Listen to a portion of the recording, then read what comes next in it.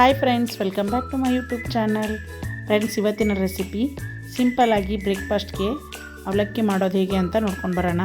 Friends, ಈ recipe ತುಂಬಾ ಸಿಂಪಲ್ಲಾಗಿರುತ್ತೆ ಮತ್ತು ತುಂಬಾ ಟೇಸ್ಟಿಯಾಗಿರುತ್ತೆ ಮತ್ತು ಒಂದು 5 ನಿಮಿಷದಲ್ಲಿ ಇದನ್ನು ರೆಡಿ ಮಾಡ್ಕೋಬೋದು. ಇವಾಗ ಹೇಗೆ ಮಾಡ್ಕೋದು ಅಂತ ನೋಡ್ಕೊಂಡು ಬರೋಣ. ನಾನಿಲ್ಲಿ ಮೊದಲೇದಾಗಿ ತೆಳ್ಳಗಿರೋ ಅವಲಕ್ಕಿನ ತೊಗೊಂಡಿದ್ದೀನಿ. ನೀವು ಬೇಕಿದ್ರೆ ದಪ್ಪ ಇರೋ ಅವಲಕ್ಕಿನಾದರೂ ತೊಗೋಬೋದು. ನಾನಿಲ್ಲಿ ಮೊದಲೇ ಇದನ್ನು ಕ್ಲೀನಾಗಿ ಒಂದು 2 ಸಾರಿ ತೊಳೆದು ರೆಡಿ ಮಾಡಿ ಇಟ್ಕೊಂಡಿದ್ದೀನಿ. ನಂತರ ಒಂದು ಬಾಣಲಿ ತೊಗೊಂಡು ಬಾಣಲಿಗೆ ಒಂದು 3 ರಿಂದ 4 ಟೇಬಲ್ ಸ್ಪೂನ್ ಆಗುವಷ್ಟು ಎಣ್ಣೆನ ಹಾಕ್ಕೊಳ್ಳಿ. ಎಣ್ಣೆ ಕಾದ್ಮೇಲೆ ಶೇಂಗಾ ಕಾಳನ್ನ ಹಾಕ್ಕೊಳ್ಳಿ. ಕಡಿಮೆ ಉರಿಲಿ ಚೆನ್ನಾಗಿ ಇದನ್ನು ಫ್ರೈ ಮಾಡ್ಕೊಳ್ಳಿ. ಇವಾಗ ಶೇಂಗಾ ಕಾಳು ಫ್ರೈ ಆದಮೇಲೆ ಇದಕ್ಕೇ 1 ಟೇಬಲ್ ಸ್ಪೂನ್ ಆಗುವಷ್ಟು ಜೀರಿಗೆ ಮತ್ತು ಸಾಸಿವೆನ ಹಾಕ್ಕೊಂಡಿದ್ದೀನಿ.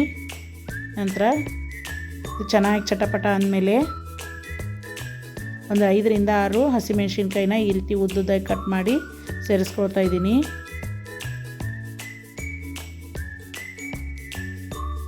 ನಂತರ ಕರಿಬೇವನ್ನ ಹಾಕ್ಕೊಳ್ಳಿ. 2 ಈರುಳ್ಳಿನ ಈ ರೀತಿ ಚಿಕ್ಕ ಚಿಕ್ಕದಾಗಿ ಕಟ್ ಮಾಡಿ ಸೇರಿಸ್ಕೊಳ್ತಾ ಇದ್ದೀನಿ. ಇವಾಗ ಈರುಳ್ಳಿ ಹಸಿ ವಾಸನೆ ಹೋಗೋವರೆಗೂ ಚೆನ್ನಾಗಿ ಫ್ರೈ ಮಾಡ್ಕೊಳ್ಳಿ.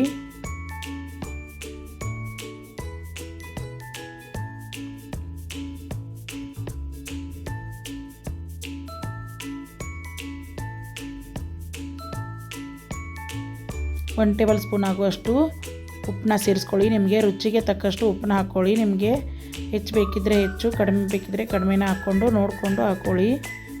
1 ಟೇಬಲ್ ಸ್ಪೂನ್ ಆಗುವಷ್ಟು ಅರಿಶಿನ ಪುಡಿನ ಹಾಕ್ಕೊಳ್ತಾ ಇದ್ದೀನಿ. ಇವಾಗ ಚೆನ್ನಾಗಿ ಫ್ರೈ ಮಾಡ್ಕೊಳ್ಳಿ.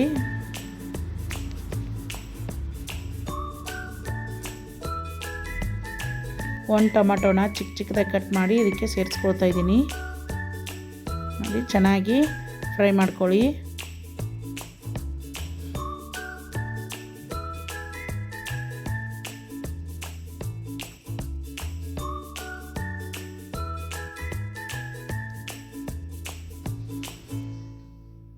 ಇಲ್ಲಿ ನಾನು 1 ಸ್ಪೂನ್ ಆಗುವಷ್ಟು ಸಕ್ಕರೆನ ಹಾಕ್ಕೊಳ್ತಾ ಇದ್ದೀನಿ. ಇವಾಗ ಹಾಕ್ಕೊಂಡು ಚೆನ್ನಾಗಿ ಮಿಕ್ಸ್ ಮಾಡಿಕೊಂಡು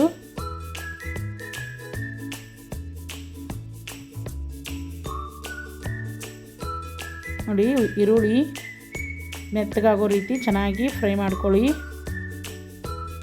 ಇವಾಗ ಮುಂಚೆನೇ ತೊಳೆದಿಟ್ಕೊಂಡಿರೋ ಅವಲಕ್ಕಿನ ಇದಕ್ಕೆ ಸೇರಿಸ್ಕೊಳ್ತಾ ಇದ್ದೀನಿ. ನೋಡಿ, ಈ ರೀತಿ ನೆನೆದಿರಬೇಕು, ಜಾಸ್ತಿ ಹೊತ್ತು ಬಿಡಬೇಡಿ. ನೋಡಿ, ಈ ರೀತಿ ಹಾಕಿ ಚೆನ್ನಾಗಿ ಮಿಕ್ಸ್ ಮಾಡ್ಕೊಳ್ಳಿ. ನೀವು ಬೇಕಿದ್ದರೆ ಇದಕ್ಕೇ ಲಿಂಬೆಹಣ್ಣಾದರೂ ಹಾಕ್ಕೋಬೋದು. ಫ್ರೆಂಡ್ಸ್, ಈ ರೆಸಿಪಿ ತುಂಬಾ ಈಸಿಯಾಗಿ ಮಾಡ್ಕೋಬಹುದು. ಬೆಳಗ್ಗಿನ ಬ್ರೇಕ್ಫಾಸ್ಟ್ಗೆ ತುಂಬಾ ಚೆನ್ನಾಗಿರುತ್ತೆ ಮತ್ತು ಜಾಸ್ತಿ ಹೊತ್ತು ಹಿಡಿಯೋದಿಲ್ಲ, ಬೇಗನೆ ರೆಡಿ ಮಾಡ್ಕೋಬಹುದು. ನೋಡಿ, ನಾನಿಲ್ಲಿ ಒಂದು ಅರ್ಧ ಹೋಳಾಗುವಷ್ಟು ಲಿಂಬೆಹಣ್ಣನ್ನು ಇಟ್ಕೊಳ್ತಾ ಇದ್ದೀನಿ.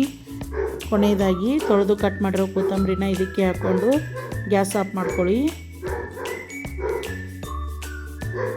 ಇದನ್ನು ಮಾಡೋಕ್ಕೆ ಜಾಸ್ತಿ ಹೊತ್ತು ಹಿಡಿಯೋದಿಲ್ಲ, ಒಂದು 5 ನಿಮಿಷ ಆದರೆ ಸಾಕು. ಬೆಳಗಿನ ಬ್ರೇಕ್ಫಾಸ್ಟ್ಗೆ ತುಂಬಾ ಚೆನ್ನಾಗಿರುತ್ತೆ.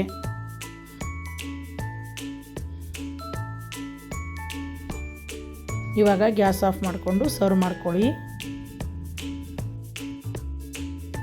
ಬೆಳಗಿನ ಬ್ರೇಕ್ಫಾಸ್ಟ್ಗೆ ನೀವು ನಿಮ್ಮ ಮನೇಲಿ ಈ ರೀತಿ ಬ್ರೇಕ್ಫಾಸ್ಟ್ನ ರೆಡಿ ಮಾಡ್ಕೊಳ್ಳಿ. ತುಂಬಾ ಈಸಿಯಾಗಿರುತ್ತೆ ಮತ್ತು ತುಂಬ ಟೇಸ್ಟಿಯಾಗಿರುತ್ತೆ.